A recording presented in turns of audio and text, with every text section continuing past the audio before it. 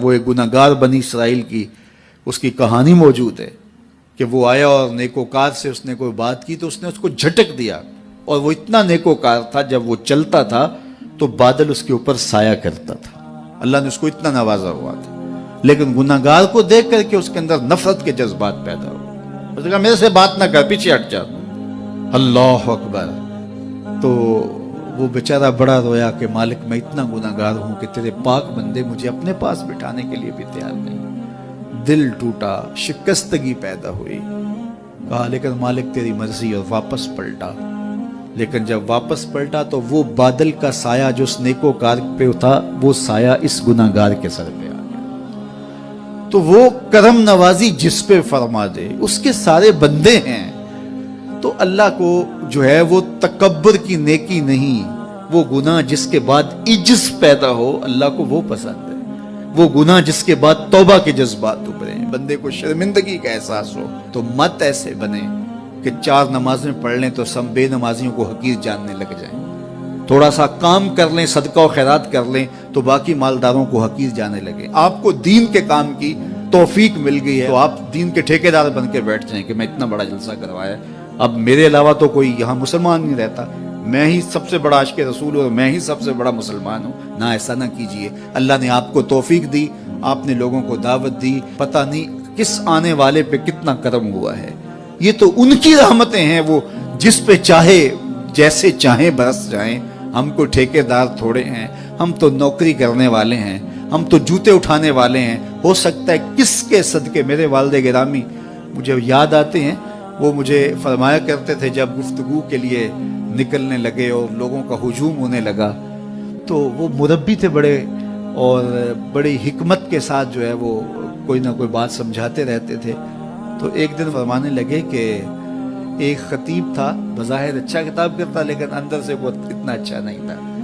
تو جب وہ فوت ہو گیا تو وہ بخشا گیا تو اس نے اللہ سے کہا کہ میرے مالک میرا تو کوئی عمل ہی نہیں ہے کہ میری بخشش ہوگی اور میری مغفرت ہو گئی۔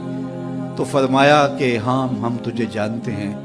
لیکن ایک دن تو کہیں واز کر رہا تھا، میرا ایک بندہ بیٹھا تھا، اس کو پسند آ گیا، میں نے اس کے صدقے تیری مغفرت فرمائی۔ اٹھ فریدا ستیا تے میلا ویکھن جا، اٹھ فریدا ستیا تے میلا ویکھن جا، وت کوئی بخشیا مل جاوے تے تو ہی بخشیا جا۔ تو پتہ نہیں کس کے صدقے سے اللہ رحمتوں کا نزول فرماتا ہے، بے عمل کو دیکھ کر کے اس سے نفرت نہیں ہے، نفرت تو گناہ سے ہے، گناہگار سے نہیں ہے، لیکن کوشش کی جائے کہ یہ عمل بد چھوڑ دے۔ اللہ اکبر۔ ایک جنازہ گزرا اور وہ جنازہ کسی غیر مسلم کا تھا تو چشمان رحمت میں آنسو آ گئے، تو صحابہ نے پوچھا کہ حضور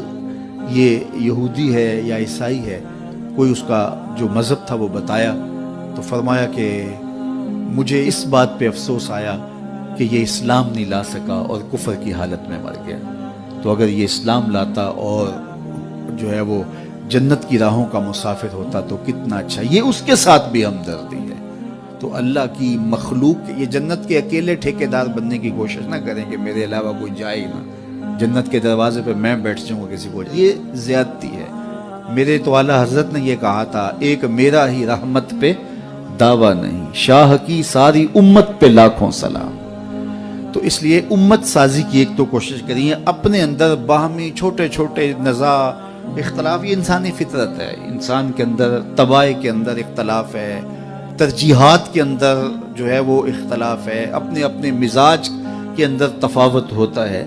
تو ایسا نہ ہو کہ چھوٹی چھوٹی باتوں سے آپ جو ہے وہ امت کو پھاڑ چیر کے رکھ دیں، نہیں، بلکہ امت کا جو تصور ہے اس کو قائم رہنا چاہیے۔ تو گناہ کے بعد جب انسان کے اندر ندامت کا اظہار ہوتا ہے، وہ جو آنسو ٹپکتے ہیں،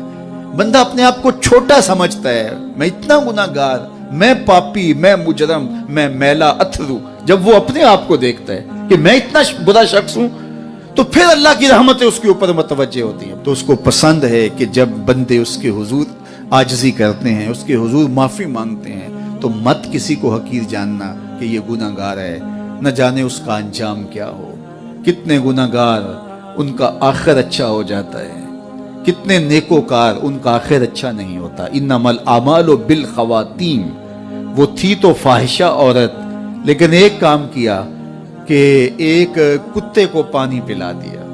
اپنے دوپٹے سے جوتا باندھ کر کنویں میں لٹکایا اور اس کو پانی پلا دیا۔ حدیث پاک میں آتا ہے اللہ اس کے صدقے سے اس کی خطائیں معاف فرما دی۔ اور ایک نے بلی کو مار دیا خاتون کو، اور وہ جہنم کی آگ میں جلنے لگی۔ اس لیے کون کس کا انجام کیا ہوتا ہے؟ ہمارے بزرگ فرماتے ہیں کہ بچے سے پیار کرو کہ اس کے گناہ کم ہیں، اور بڑے سے پیار کرو اس کی نیکیاں زیادہ ہیں، اس کی نیکیاں زیادہ ہیں۔ چھوٹے سے اس لیے پیار کہ اس کے گناہ کم ہوں گے، اور بڑے سے اس لیے پیار کہ اس کی نیکیاں زیادہ ہوں گی۔ اور اسی طرح جو ہے وہ خیال کرو کہ ہو سکتا ہے اس کا انجام بخیر ہو جائے اور اس کا آخر کتنا خوبصورت ہو، تو مت کسی کو حقیر جانیے گا۔ ایک میرا ہی رحمت پہ دعویٰ نہیں، شاہ کی ساری امت پہ لاکھوں سلام۔ تو حضور کی امت سے پیار کرو، مخلوق خدا کو جوڑنے کی کوشش کرو، اور آقا کریم علیہ الصلوۃ والسلام نے یہ جو امت کا تصور دیا اور کہاں کہاں سے لا کے کہاں کہاں کے افراد کو ایک گروہ میں، ایک جماعت میں اور ایک امت کے اندر پرویا، ایک لڑی کے اندر پرویا، اس امت کو امت ہی رہنے دیا جائے۔ اللہ مجھے آپ کو اپنی پناہوں کا حصار عطا کرے۔